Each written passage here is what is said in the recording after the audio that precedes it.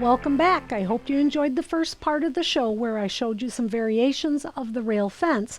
Now I'm going to take you through making some of those variations. The first one is what I'm going to call the straight rail fence. We're going to do one where we're cutting strips and one where we're going to use the jelly roll. So this is the one that we're going to use for cutting strips. So I want to show you my technique for cutting strips. It's called power cutting. It's fast and it's really fabulous and really accurate. And one way to even make it more accurate is on the back of your ruler, you can use what's called glow tape. This is a low-tack tape that goes on the back of your ruler. It's made by Omnigrid, called glow tape, comes in 3 colors. And I like to put it on the back of my ruler. The strips that I'm going to cut for this are 2 inches. So on the ruler, I've placed the glow tape at 2, 4, 6, 8. Now I'm going to place one more at 10. So just place it right next to the measurement that you're wanting to cut, and it sticks down. And like I said, this is a low tack, so when you're done with it, you'll just be able to peel it right off, no problem. And then I'll cut those little tips off.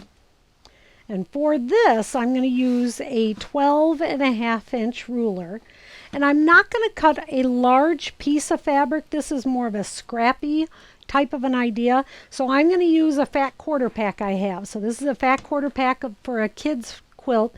And these are fat quarters. I think I have 8 fat quarters here. So I'm going to be able to cut through 16 layers of fabric using my 60 millimeter. I've got a nice sharp blade in it. Shouldn't be any problem if you're real strong. Now keep in mind, my table is a little high. I'm a little bit tall.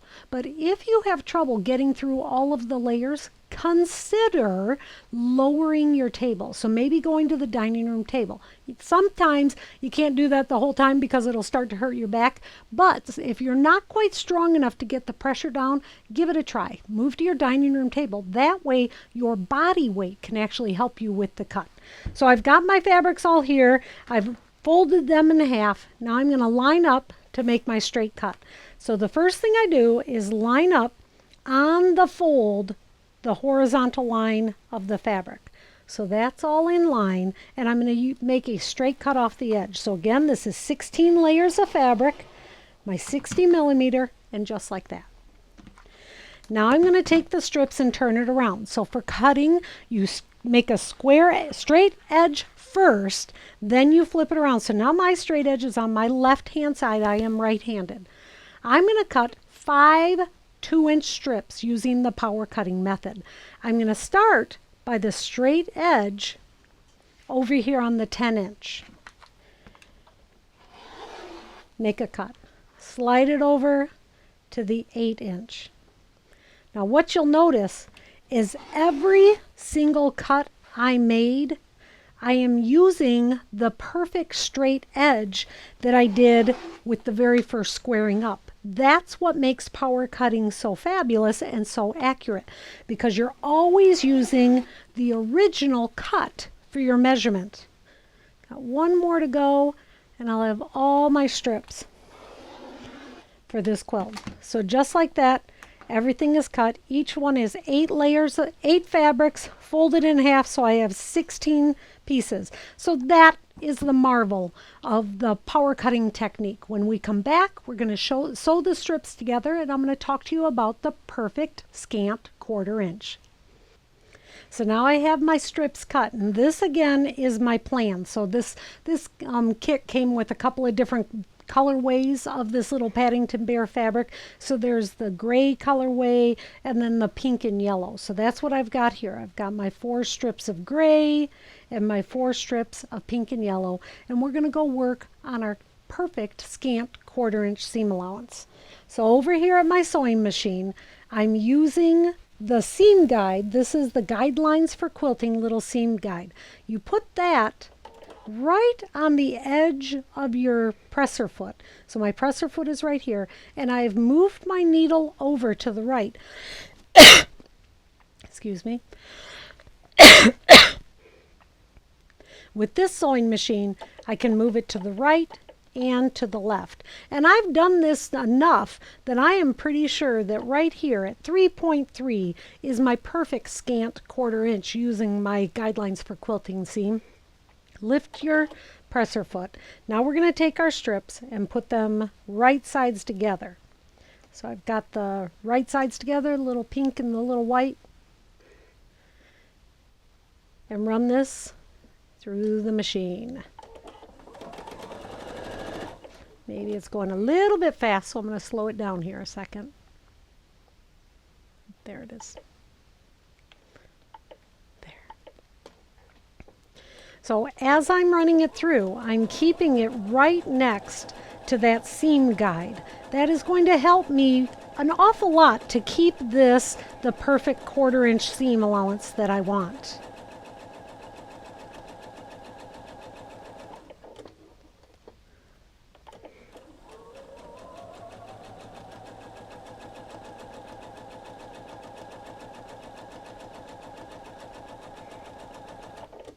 As this one is finishing off, I'm going to grab my next strips. Again, right sides together, blossom them out. I like to do that so I can see that I've got my 2 right sides together. Line them up, and as the one piece is going out, the next piece just kind of goes in. That's what we call in quilting chain piecing. Once you have the next one in, then you're ready to just roll it down. So we're going to piece these all together so that I have about 4 strips. So I have my strips all set, and I want to kind of show you, I'm always talking about the perfect scant 1/4 inch, but how do you know if you have the perfect scant 1/4 inch? One way is to use a ruler, and when you put the ruler on the stitch line, you don't want the measurement of the ruler to be on the thread. If the measurement of the ruler is just off the thread and the cut edge goes to the 1/4 inch line, then you know that you're pretty close to having that perfect scant 1/4 of an inch. So I hope that picture helps you envision that, what you're really shooting for. There's another way you can test too, and I'll show you that in a second. So now I've got my pieces stripped. I'm going to cut them apart and then press them. So the pressing is always to straight press down first. Take your time with your pressing, never rush through the pressing process. And then flip up so it goes away. And as I'm pressing this strip, I'm kind of tipping the iron as I go, just slightly to push that seam over. Keep your fingers moving in front of the strips to kind of help feed it along. You want it to feed very evenly. You want the strip to stay straight. Take your time. Don't rush through it. I am using steam. I don't know if you can hear that on my iron, but there is steam because I want it to be very, very crisp. Then I flip it over to the back side and it's nice and straight. I'm going to do that with the next one and then show you how we sew these into the strip of 4. So again, we first set the seam nice and flat. Then flip up the top piece and press it over. Now I got to tell you, people are all the time telling me that this whole taking this long pressing is just a little bit ridiculous. I don't think it is. I think it's worth the extra time. It's going to make all of your quilt making much more precise and accurate if you take your time with the pressing. And also remember too that cotton fabrics have a memory, so you want it to let it cool a little bit maybe before you start picking it up and taking it all over the place. So here's my 2 pieces. These seams are both pressed away from me. Now I want to sew this seam, so I'm going to flip this over top. Now what's cool is because the seams were both pressed in the same direction, now the seams are going to butt together. So I'm going to butt those seams together and sew on this long line. I'm going to sew with that same scant 1/4 inch seam allowance that we've been working with so far. And as I go, I can feel these 2 seams kind of button nestling together there. And that's how I know that my pieces are running true and straight for me.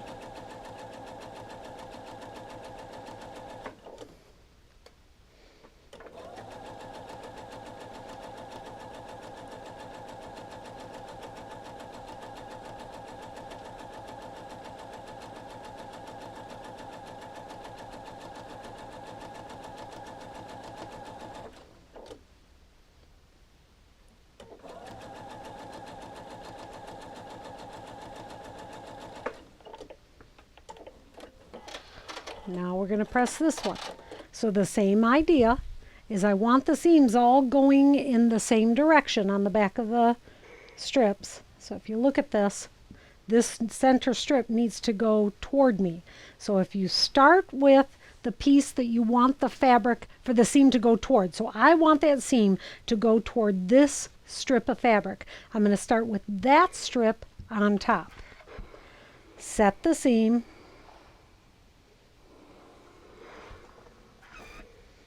And then flip it over in the same process, kind of using your fingers in front of the iron.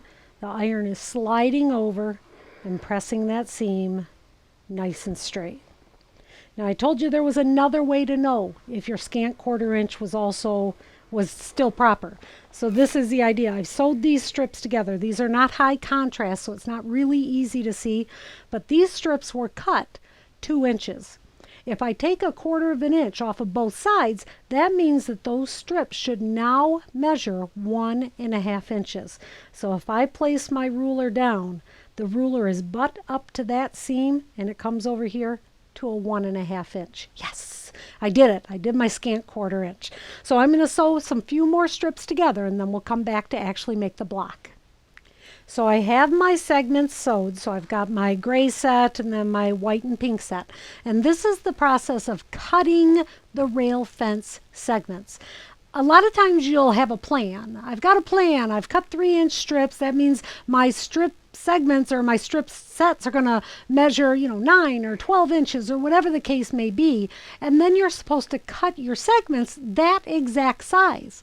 Well, what if your strip sets don't turn out that size? What I mean by this is these were cut 2 inches wide, each of these strips. So this strip set should measure 6.5 inches. So then when I cut the segments, my segment will be a 6.5 inch square.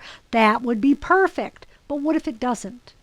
Don't go ahead cutting the segments until you know how wide your strip set is. So I'm measuring here and my strip set is 6.5 inches. So I'm going to cut my segments 6.5 inches.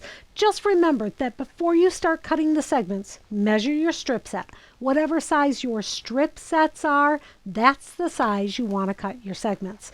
So to speed things up a little bit, I'm going to stack the 2 strip sets. So the white and pink set, the seams are coming toward me. On the gray set, the seams are going away from me, so I can kind of stack them up, nestle those seams right together so that I can cut them all at the same time. So I used the glow tape on the back of my ruler. I've positioned it at that 6.5 inches. Now I'm going to line it up on the rough edge on the right. And I like to use one of the seams in the middle. So I'm not going to line it up on the edge of the top. I'm not going to line it up at the bottom. I'm actually going to line it up on that stitching line right there. So it's nice and straight. Straight cut that, spin it around, and now I can cut my segment. So I only have my 12.5 inch ruler here, so I can't do power cutting of the 6.5 inches, but if I had pulled out my 15-inch square, that would have been a good idea. I should have done that. I could have actually power cut these 2 segments. So those are cut at 6.5 inches, and I have this leftover piece. This leftover piece, I think, I'm not positive, it'll tell me when it's time. I'm going to cut those into little square strips so that I can make a cool little border on it. But now that my segments are cut, now it's time to piece them. So I like to position, because remember, we're working on a block like this. So I have the gray in 2 corners and the pink and the white in the other corner. If you flip this over, you will see that my seams actually continue going around and around. That is going to make the center a lot smoother. The center is called seam separating. I'll show you a close-up of how I do that. But when I'm placing my rails in a block, I like the seams to go around and around. Does it really matter? Well, maybe not so much, but I really like the back of my quilt to be as pretty as the front. And so for me, I like to get these spinning around. So to get that to happen, I will start with my blocks. I'm looking over at my block on the back of it to make sure I'm doing it the same way. and I'll make the block design from the back side. So you see now that the rails are going around. So these go up, then over to the right, then down, then to the left. So now I can piece these two together on that seam, and these two together on this seam.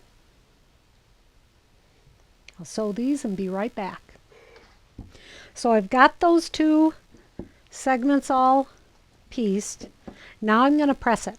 So my rule when I'm pressing these is to press to the point of least resistance. I really use that rule a lot in quilt making. Try to press it so that you're not pressing on top of everything. So what I mean by that is this seam is going across this way. If I press it back toward the seam, right there where that seam comes together, there is 1, 2, 3, 4, 5, 6 layers of fabric. Well, instead, how about I press it the other way, to the way that it really wants to go anyhow. If I just open this up, that seam is wanting to go that way. That's the point of least resistance. So there won't be a huge stack of fabric right there. So as always, I set my seam, flip this up, and press the seam all the way over. So that one is pressed to the point of least resistance. And in a rail fence block, when you're building it the way that I'm doing it here, each section looks exactly the same. They just get placed differently.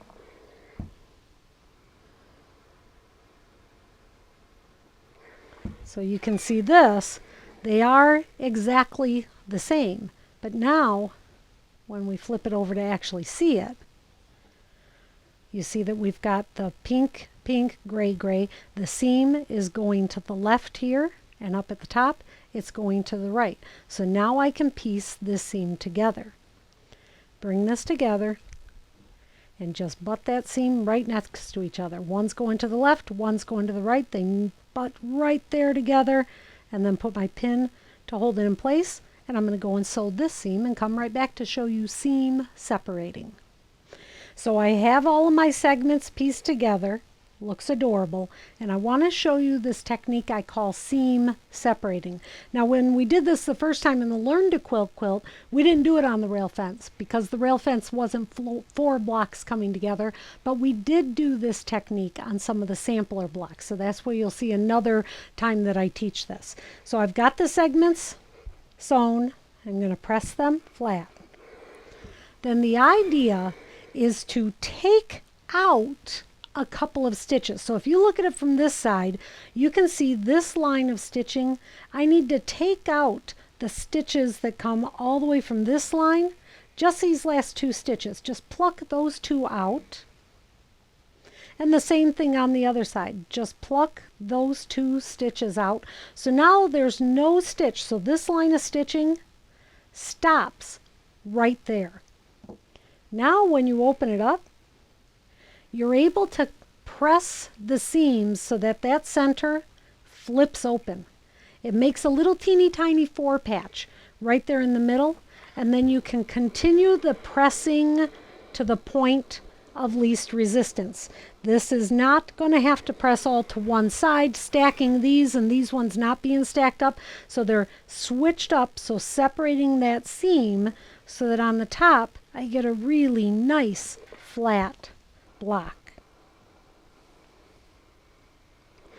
Now another way to make rail fences, with these I cut them. Another way you can do it is to use a jelly roll or a design roll. So this is one of the design rolls.